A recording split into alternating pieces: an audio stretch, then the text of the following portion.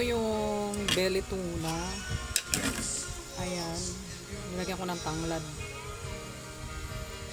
May kamahalan lang talaga siya.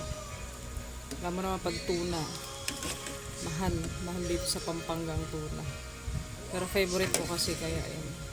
Pinili ko. Ito yung style ng luto namin sa Davao. Yung, alam mo yung sasabawan lang siya. Tapos lalagyan ng sibuyas, kamatis. Hindi ko na nilagyan ng kamatis kasi baka mapanis kinabukasan. So bukas ko pa siya lalagyan ng kamatis tsaka gulay.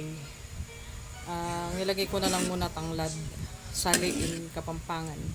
So favorite na favorite namin itong mga Bisaya sa Davao. Favorite ni Manny Pacquiao, belly tuna. Mahal nga lang, mahal sa Alphamart.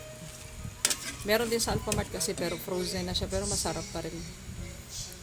Pupunta ka naman sa palengke, wala puro tilapia lang at saka bangus.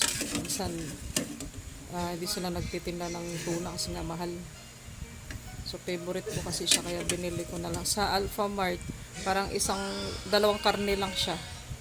Medyo malaki naman siya ng konti. Pero ano na siya, 250. Pero pwede na. Ayan o, sarap. Kain tayo.